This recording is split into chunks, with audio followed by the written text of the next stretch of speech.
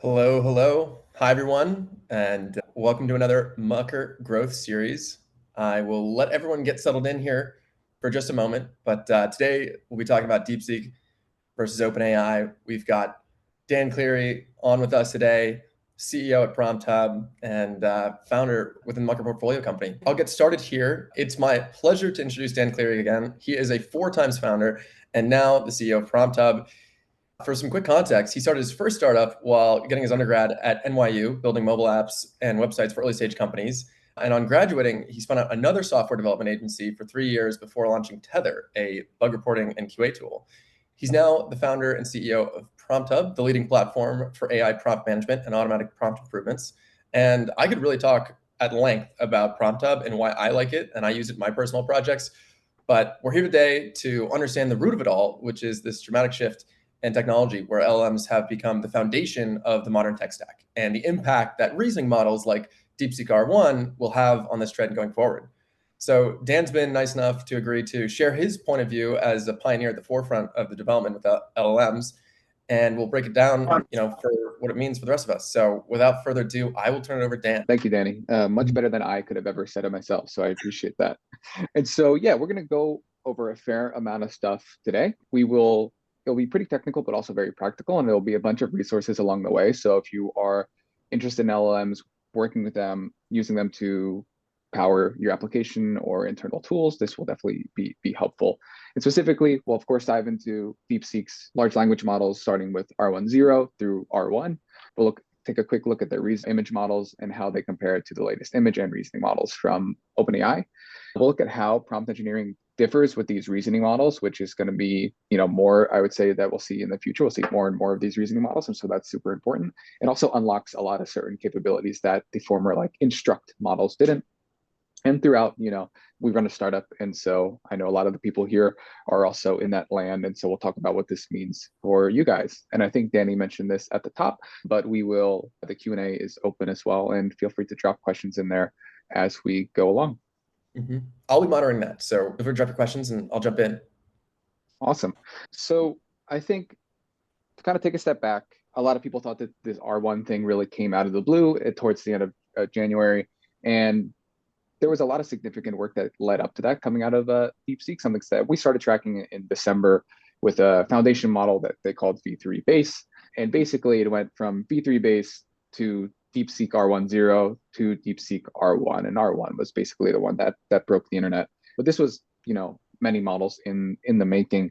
And it was really interesting architecturally and technologically kind of how this happened. But just to kind of push this in your head, this was the kind of cadence of things from the base model to R1.0 to R1. And then they also distilled the reasoning capabilities of R1 down to much smaller models like Llama and Qwen. And so we'll start with R1.0 just because that's, I think, the most interesting place to start. And that's what their paper starts at. It was the first open source model to basically get to this really high level of reasoning with only reinforcement learning, so no supervised fine tuning. And this is important because the supervised fine tuning is what takes a lot of human effort versus the reinforcement learning is much more automated, where you basically are just going to reward a model if it gives accurate outputs. And in this case, they also were looking for format. So accuracy being, hey, did it get the math question right?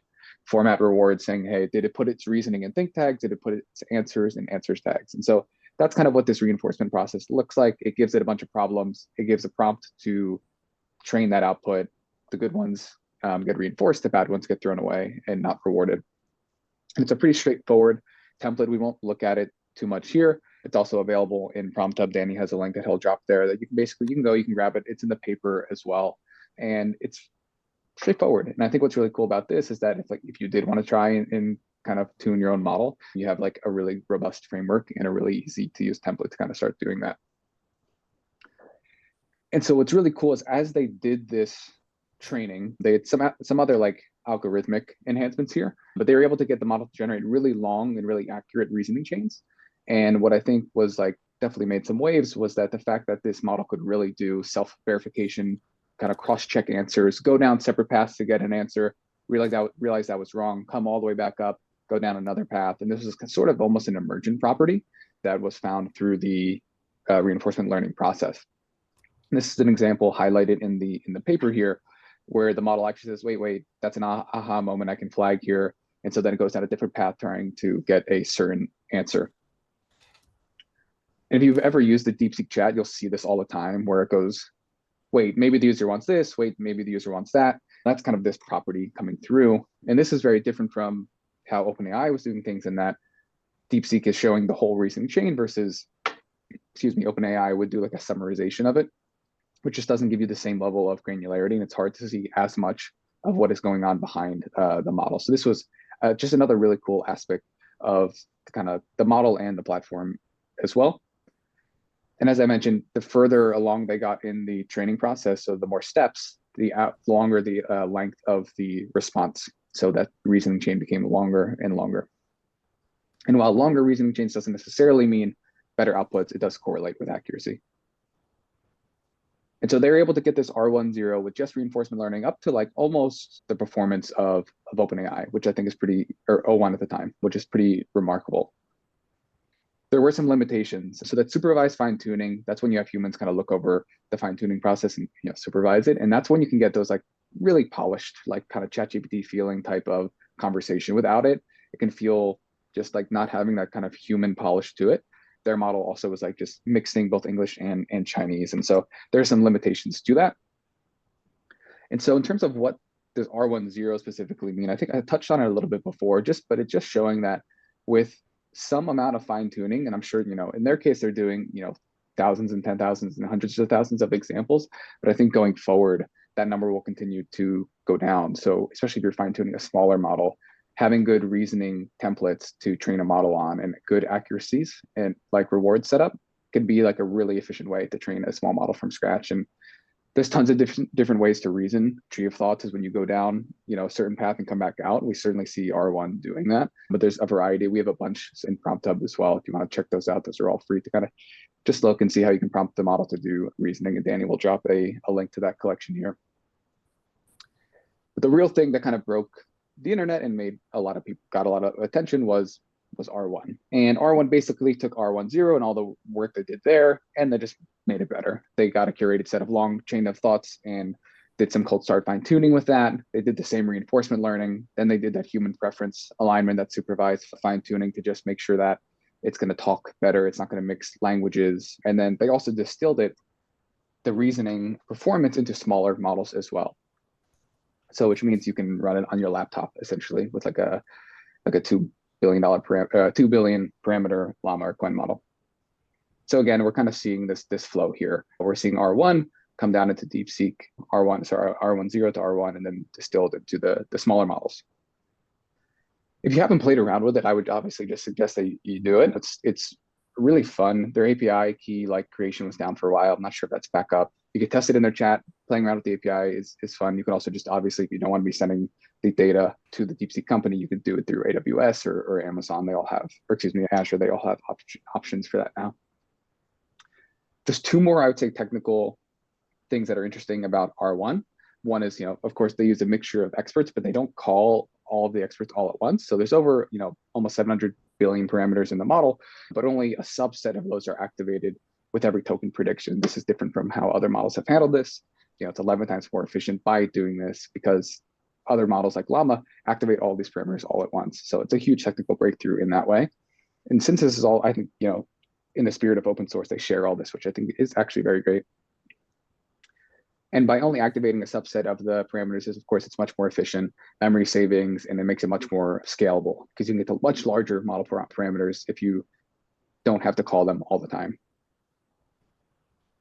And then multi-token prediction, which is the first I actually learned about this. As we know, LLMs read in tokens, not in language. And so they are, basically just guessing the next most probable token, and they're very good at doing that. But what they were able to do with R1 is to predict multiple tokens at once. So kind of looking further ahead rather than just the next token. I mean, that allows this model to do better planning, which is really where R1 shines as a reasoning model you would want it to. It's able to kind of pre-plan sequences rather than just going reactively kind of next token, next token, next token. And that was always kind of the breakthrough with reasoning models, is by doing this kind of chain of thought, right? Like breaking the task down into subsets first is like kind of a hacky way of doing this type of thinking. And I think something else that was interesting, and other people have certainly talked about it at this point, but a reason why this became such a big headline was that there was a $5.5 million figure quoted in terms of what was used to create the model, but it was actually only related to the final training run.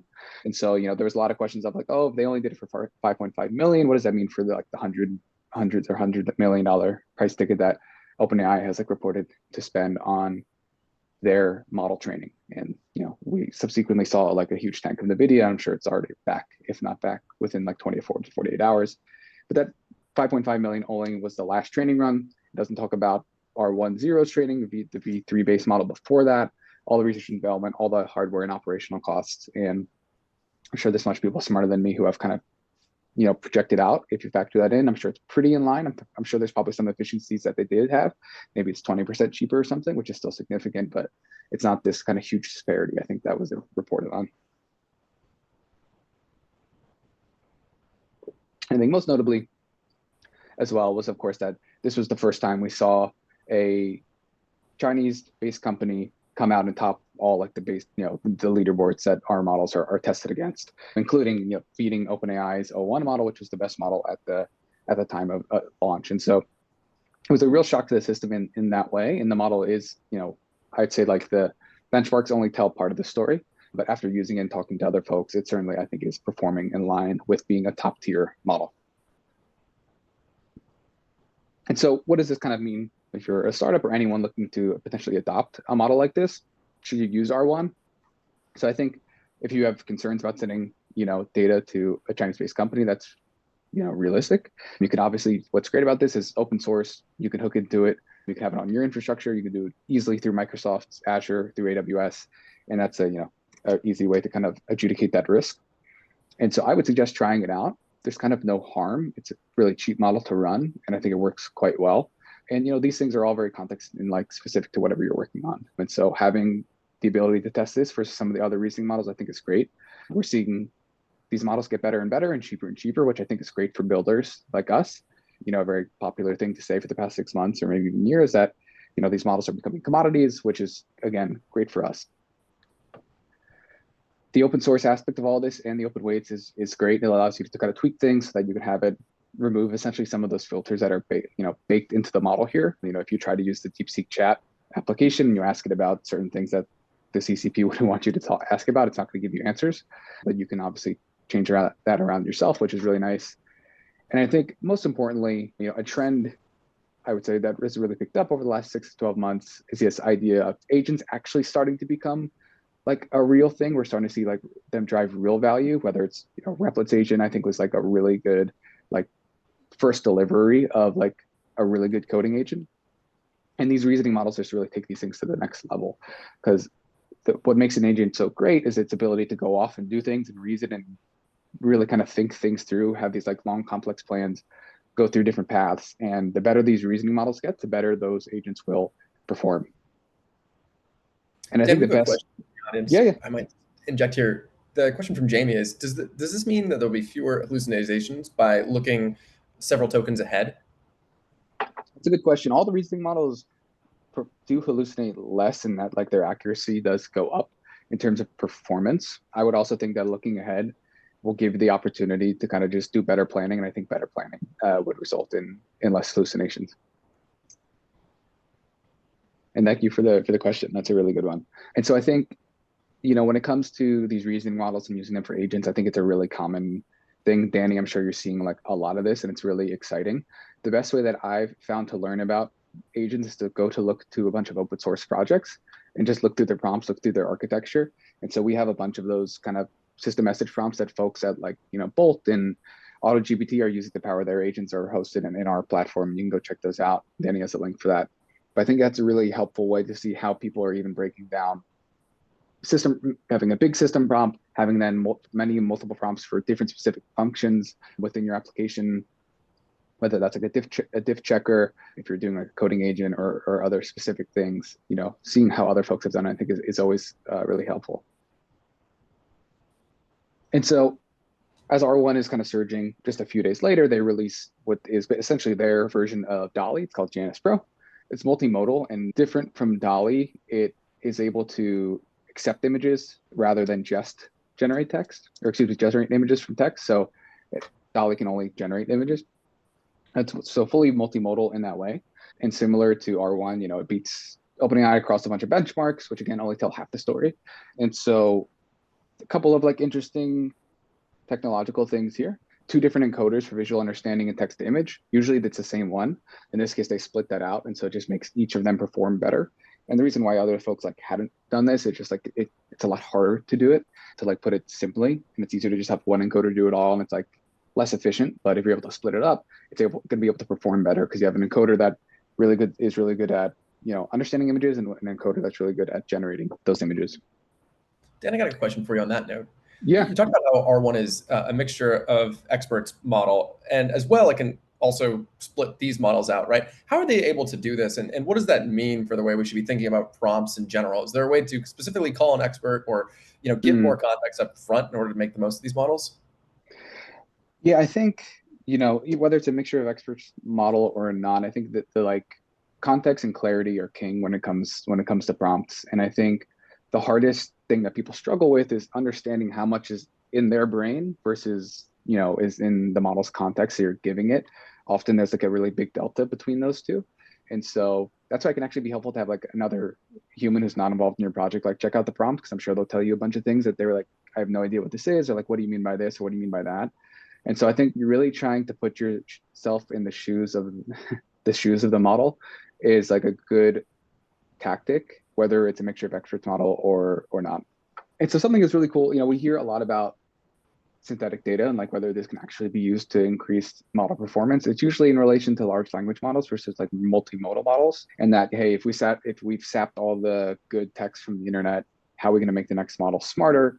Can we use models to generate good text to train more models on? And it's a little bit of an open question. We've seen things on both sides. And I think this is a win for synthetic data. Basically, they brought the first version of Janus Pro was only real pictures. The second version was brought to a 1-to-1 ratio of real pictures to synthetic. And I think it was 72 million synthetic data examples were fed in the training process here. And so that was by doing that led to huge improvements. Of course, the model went from 1 billion parameters to 7, which is always going to help, but it's definitely a win for synthetic data in the training process, which I think was really cool to see. And so tested a bunch of benchmarks. Again, they always say that whenever people report the benchmarks, they always say the same thing, which is that our model performed the best. These ones are interesting if you just aren't familiar with multimodal ones. It's like pretty straightforward prompts, like a red apple on a white plate, a cat sitting on the left side of a sofa, a golden retriever with a blue collar, and it's testing for different things and kind of different varying levels of complexity. And again, like I said, whenever people report benchmark, it's that they were the best by some amount. And so we'll just skip forward to a couple of examples. So we ran kind of side-by-side examples here just because, again, benchmarks only tell part of the story. And so we took a couple of the examples from the data set and ran it ourselves just so we could see what the images looked like. And so we'll flip through a couple of quick ones here. I think an important thing to note with this one, so, photo of a potted plant with a black backpack. We get 2 plants here in the DALL-E version. And I would say, like, if you had to say which one is much more realistic looking, I would say the Janus Pro one is. This clearly looks like an AI generated image, and DALL-E kind of does that with all of their images. A little bit more complex, a black dog sitting between a bush and a pair of green pants standing up with nobody inside them. DALL-E does like the positional correctness better. It's actually in between the bush and a pair of pants. On first glance, this looks more like a real dog versus this looks more AI generated. And I had to like recheck my own thinking of like, what defines a pair of pants? Because I was like, wait, is this correct? And I had to look up why is it even called a pair of pants? And I was tripping myself out for a second. But if you're wondering, it's because the leg parts used to be separate back in the day. So you had to clip them on. So it was a pair of pants. But then of course, one of the hardest things AI's had to manage when it comes to generating images is humans and Janus Pro. So, very far behind this, like I would say, 18 months behind in that way. And fingers specifically always being a challenge, fingers and eyes. And then the last one, a spaceship that looks like the Sydney Opera House. Again, on first look, you might think, oh, okay, the DALL-E image is better. But I would say, like, if you're doing in terms of accuracy, this looks actually like it could be something of this world, where this is like clearly like just very AI generated again. But again, this is all very subjective in that way. The real takeaway is that they have a model that is, basically on par with the best image generation model from OpenAI. Of course, there are a lot of other multimodal models available too. And then right after that, whether it was planned or they sped things up, OpenAI releases O3 Mini, which again changes everything. The pace for this stuff is fun to keep up with. And so, just kind of high level stuff. I think the most important thing to note is the context window and max output. So 200,000 tokens is notable. Google's models have like millions, and they have the highest by far, but the max output of 100,000 tokens is by far the largest. Even Google's models, who have a context window in terms of what you can feed the model of, over 1 million tokens, the output maximum is like usually like 8,000. So 100,000 is quite large. I don't even know, like, it's hard to get models to even use the whole thing. So that's like a problem in and of itself. But the other like notable things here is that they have a new reasoning effort parameter where you can toggle between low, medium, and high reasoning depending on your task, which I thought was interesting. You could have done this at the model level, so you could have had, and they kind of do that too. So it's something to test with for people who are leveraging these inside of their products. The only way to really see like where you need to stand, I would say, is to do these kind of side-by-side comparisons of low, medium, and high. The biggest trade-offs are going to be latency. And I think most importantly is that this is like a super cheap reasoning model from OpenAI. It's 93% cheaper than the O1 model, which is fantastic. We shifted a bunch of our tools in PromptHub over to O3 Mini like pretty quickly. And so in their O3 Mini release, they compare only their reasoning models. So we did like a breakdown where we brought over the benchmarks from R1, and O3 basically won across the board. It was like 5 out of 7 or something like that, or it looks like 6 out of 8 here. No, it's actually 1 NA. So it's 5 out of 7. The benchmarks, they're becoming saturated. And eventually, they're also becoming very close margins at times. But there are a couple of like notable wins. And I think even in the R1 paper, R1 lost to O1 across coding tasks. And so it looks like OpenAI still has the edge there in coding. Some people still just say Sonnet 2.5 is their favorite coding model. So it's all super subjective. The benchmarks are just like one thing to kind of factor in. So I have a couple of like tests that I like to run. This one is from, I stole it. It's from Simon Williston, who runs a great blog, and it tests like, I think, an interesting, like a different facet of the model. So generating SVG, you have a pelican riding a bicycle. These are O3, O1, and R1. You can kind of take a second and try and guess which one's which, or which one's your favorite. Danny, which one do you think is the best one? I think the one on the left seems most fidelity. That's interesting. So this is O1 versus R1 versus O3. I think, R1 does the best job of actually putting the pelican on the bike. I think the other ones have a hard time of discerning like where the pelican's legs start and end and where does the bike start and end. So yeah, it's a personal preference thing, but I think it illuminates like an interesting task for the model to try and do. And then like a complex math problem, which is becoming easier and easier for them to solve. So O1 was able to solve this in 7 minutes. R1 was able to do it in 4 minutes, and then O3 medium and the high. The tests were like an N of 2, so like I wouldn't like put a whole lot of weight into it. I think the more important thing is just the trend of going from 7 to 4 to 1.5, all within like the span of maybe 20 days. And just to kind of put this output tokens point into perspective, here are all essentially the top reasoning models, including a couple of the new Gemini models, and just how much cheaper they are from O1 Mini and O1, which were the first reasoning models that we got. And that's for input tokens in basically same scale for input and output tokens. And so I think, again, coming back with O3 Mini in particular, obviously the integration is easier. You don't have to do any like self-hosting, or you don't have to like go outside to like third party like AWS or Azure. And so that's great. The more competition is better. Maybe we got this earlier than we would have. And, it is important, I would say, to not be tethered to a model provider just because we see how fast things change. And you kind of want to make it easy to switch models in and out and focus on that and make sure that it's like just something you can easily do, whether it's through a system like PromptHub or otherwise, if you just build it yourself, because things are certainly going to change. I'm sure we'll get a reasoning model from Anthropic like relatively soon. And then cheaper and smarter agents. Again, this is kind of cheaper and smarter models, but cheaper and smarter agents in that these reasoning models are like really great for agents themselves. And it's just a great time to be building stuff. There's like no shortage of, I would say, like good ideas to kind of be going after. The like hard thing to do is just to pick one. And so something to touch on as we talk about, maybe you're moving your implementation from 4.0 to O1, or just from any like non-reasoning model to a reasoning model, is that do you need to change how you kind of write your prompts? And the short answer is yes. There are a few like specifics.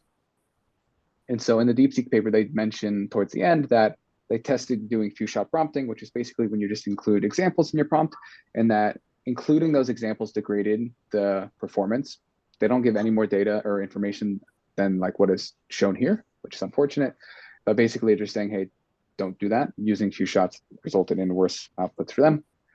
And Microsoft reported this as well a couple months before this. So they had this framework, this prompt engineering framework that they developed with 4.0, and then they tested it with O1. And yeah, again, they saw, which you can see on the right side here, doing 5 shots. So that's 5 examples in the prompt resulted in a decrease in accuracy. We're going from like 93.5 to like 95.5. That could be marginal in some cases. That could be very, very important in some cases. And so I would say that's something to keep in mind. And this was mentioned when the first reasoning model came out in OpenAI's documentation. They mentioned it as, hey, limit the additional context that you're sending. They mentioned RAG, but I mean, few shot examples are just RAG's context. Few shot examples are context. They're equivalent in that way. And they note that it can just like overcomplicate or maybe confuse the model. And so you probably don't need to be doing it. It might be worth testing in some cases. Notably, the cases that we're looking at from the Microsoft paper and the R1 paper are all accuracy-based tasks. I think if you're doing content generation-based stuff, I think few shot examples do a really good job of showing the model versus telling the model. It's hard to really capture your tone and style of writing, but showing it, being an example, I think is something worth testing, even if you are using a reasoning model. And then on top of that, we saw a graph like this before, and which we'll look at again, but from the Microsoft paper, it's called MedPrompt if you want to check it out. But basically they saw they could increase their accuracy if they gave a prompt that told the model to reason longer. So on the left side, you have a prompt that basically said, hey, give me an answer. On the right side, you have one that says, hey, whatever, think about it more, then give me an answer. And they saw the longer reasoning that the model did, the better output they got. And this is the same thing that happened with R1 as well. As the length increased, the accuracy and performance increased. And also this was included in the original O1 release paper. And so if you need to get a couple of like extra points, if you have really hard like reasoning, doing some type of prompt engineering to say, hey, think about this a little bit longer could be good. And there's examples. We have a blog post on this, or you could look up the MedPrompt paper in terms of they have the templates for this extended reasoning prompt. But we have a guide called Prompt Engineering with Reasoning Models, which you can check out as well. And so generally this means if you're going to be switching over, you should update your prompts. There's a couple of best practices in our guide, but we covered a few today. And then, I think you want to avoid using too many examples. You want to be just super crisp and clear is kind of like what you always want to try to do with prompt engineering. You don't need to really tell it to do chain of thought. It will kind of do that on its own, but you can still prompt it for it to do like longer reasoning. And I think also going forward, as we mentioned before, if these models are becoming commoditized and, the secret sauce, I think really comes down to your prompts, your evaluations, evals become important in terms of like your taste, like determining what is a good output. I think there's a huge opportunity there. And I think the prompts are also wrapped up in what can kind of make your secret sauce. And so closing up here, I think it's great. We have another like highly performant model and model provider in the space. The model costs continue to plummet, and I think that's a continual trend. You can expect that to kind of happen. So if you have use cases that are just too expensive now, they probably won't be too expensive in 6 to 12 months. And not only are costs dropping, but these models are getting smarter, which are unlocking much more opportunity, including kind of agentic type flows. And I think we'll see a lot more of that in 2025. And that just to know that the prompt engineering and the way you instruct reasoning models is different from how you do it within normal kind of instruct GPT-4o type models. And in terms of more resources, again, we write about a lot of this on our blog. So it's just, PromptHub.us/blog. We have a Substack that goes out weekly about this stuff. So you can check us out there as well. You can connect with me on LinkedIn. Happy to talk about this as well. And thanks. Well done, Dan. Super informative, man. And, really, I learned a lot through this, I've got a couple questions for you, and then I'll open it up to the rest of the room. I mean, I think there's so many ways this really becomes philosophical, right? Suddenly we go from kind of a calculator for words to like this is reasoning, right? And I think Yeah. when you show that graph of like the longer it reasons, the better, the smarter it gets, right? It really starts to emulate intelligence. So, I mean, there's so much go on there, but as far as it comes to actually building with these tools, a minute and a half is probably too long for a user to get any kind of input, right? How do you recommend kind of using these reasoning models in your applications today? Is it kind of like a proof of concept, or is it really like a way to implement them in applications that users will buy? Yeah, I think it's very context dependent. Like deep research and operator take, anywhere from 2 minutes to 10 minutes to 20 minutes or whatever that might be. And I think, you're okay with the latency there or the time it takes to complete the action because it's going to do like a whole bunch of stuff and it's like it does it accurately. So as long as the performance level is high enough, users will be okay with latency. It's really context dependent. If it's going to take you 2 minutes to like generate a piece of content inside of like an AI writing app, then that's probably not good enough. Yeah, you could also use you can use smaller models for certain cases, but the like speed of which like O3 Mini is at specifically is really mind-boggling. And really that like is a huge unlock in terms of making these things more usable for like smaller tasks. But a lot of coding agents will also use like a reasoning model to do the reasoning and like an instruct model to do the actual like implementation of code because it's like much faster. They do this in Cursor. They have the option to do that in Cursor. So there's all these like really interesting like user experience things you can do by implementing different models. But again, I think they're all just going to continue to get much faster and cheaper. And so you can also kind of just wait if there's like or find like a UX workaround for something like that. Yeah, yeah. Well said. Well said. And then, along with the prompts themselves, which is a key input, right? Another key input is oftentimes memory. And, having a model kind of know who you are and have additional context that you don't inject in the prompt necessarily. Is there a way that you think about what you would kind of like to rather store in memory or versus putting in the prompt? How do you distill what should be passed in every time versus kind of what should be stored elsewhere? Yeah, so I think, LLMs are stateless. So whenever you're talking to it, it's like the first time you're talking to it. And so you need to think about what details you want to send if you have like certain context, And so you need to think about how you're managing that memory. There's lots of different ways to manage it in terms of, up to a certain, like if we're talking like a chat situation, up to a certain point, you can just send the whole messages array. And then at a certain point, maybe start summarizing it. If you're doing like a coding agent, maybe, you lock certain files or you set the target on certain files such that, if I'm editing my dashboard, I don't need to know about the profile settings. And then I don't have to send the whole file structure in every file. So there's like some strategy there that even though context windows are getting larger, it doesn't mean necessarily you could just throw everything in and it's going to be highly performative. I think we are moving towards that, which I think reduces the reliance on RAG in a lot of like lower hanging fruit situations. But you still need to be thinking about it. And I think one last like additional little prompting tip that just came out like the other day from Anthropic is that if you're using Anthropic's models and you're setting a bunch of contexts, is to actually have the files come first in the query after, which I think is really not intuitive. Because Danny, if I gave you a task to, like find all the names in The Great Gatsby, you would want that task up front before reading the book. So that came out yesterday, and so I think that is also like relative here in terms of what's in the prompt. How do we structure the context we want to give it? At what point do we need to summarize it, chunk it up, and like how performant can a model be with 20,000, 50,000, 100,000 tokens worth of context?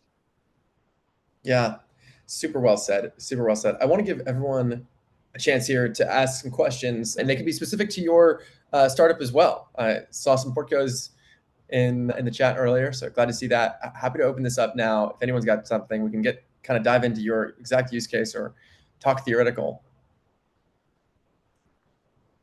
for a moment.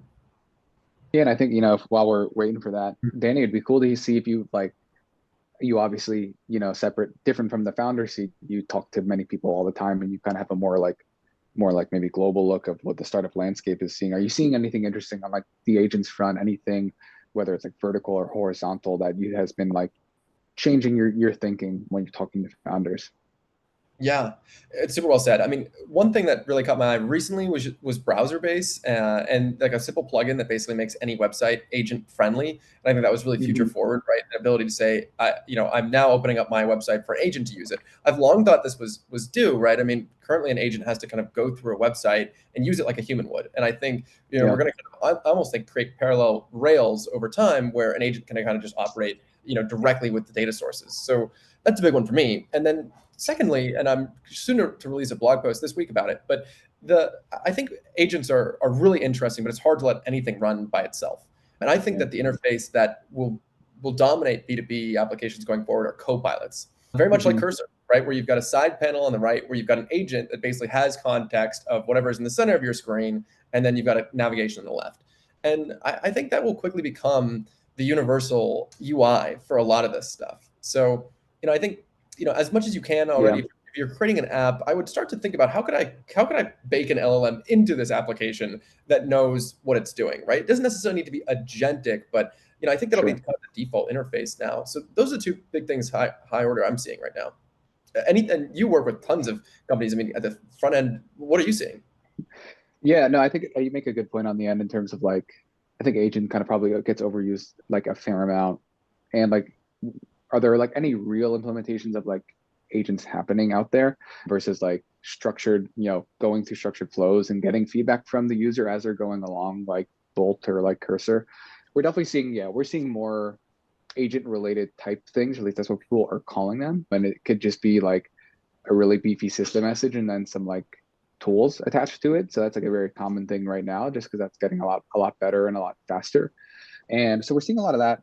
We're just seeing more adoption across the like varying industries and stuff. There are a lot of like proof of concepts, I would say, in like 23 and 24.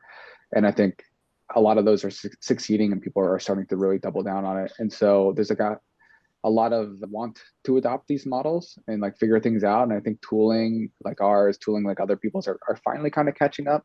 There was always like the build versus buy, and like the tools just really weren't that great for a while, and the models really weren't that great. So enterprises were underwhelmed, but I think that's starting to flip. Yeah, I 100% agree. I've been talking about AI agents, in my mind before it was cool. Really, in 2023 it was a theory, it was a concept, right? We were talking about baby AGI, and you're like, hey, this could be agentic, right? If I kept Hmm. calling GPT, but there wasn't this like kind of now you can call it as an API, and I think it's really going to unlock use cases. But we're right at the cutting edge. I mean, I think it's not too late by any means. I think right now it just became really kind of feasible with these reasoning models in Yeah. the last 3 weeks. So if you're building right now, no one has an advantage. And which is great for startups because I think as of as recently as reasoning models have come out, that that's the advantage you have, and so it's Yeah. basically everyone's at the starting line. So we'll see what happens. I think there's so much to be done. I think it'll be really a revolution in how we can really use the web, and we'll Hmm. see. We'll see where that goes from here. Yeah. I think, the dead internet theory is something I hope we can avoid. I mean, you kind of mentioned this before, but is it like a separate rails where all this stuff happens? Like, what does the world look like when you have all these agents on the internet and with humans? And it's already happening, and so it'll be interesting to see how that makes way through B2B, through social networks, through communities online, and what that ends up looking like too. Yeah, so well said. So well said. So much to dive in there, but just want to give everyone one last chance. If they've got their own questions, we can discuss it now. Otherwise, I did want to mention as the last slide here, I just want to give a call out to what Dan's building and what PromptHub is. I personally found it when I was creating my own side project, and it really was amazing. I mean, I think at any point in some point in your development, everyone runs into the same problem where you just can't manage your prompts inside of every unique folders. It's very hard to manage. No one from outside your dev team can really update and improve it. And especially when you're working with text-based outputs, the prompts are invaluable. I mean, you can create the world's greatest system with a bad prompt, you'll get a bad output. And so I really highly recommend it. I just recommend everyone check out PromptHub. Dan's built an amazing product, and I was using this before I realized he was Mucker Portco. So just want to really give him a shout out. He's on the forefront, and he's building for everyone in this chat. So do give it a chat. Tony's been dropping the links, so give those a look, and see if that can help you out today. I appreciate it, Danny. That's super kind of you. Mm-hmm. My pleasure, man. Thank you. And thank everyone for joining. I think that's about a wrap. Cool. Thanks again, All Danny. righty. This was super fun. See you, everyone. Yeah, you as well. Bye.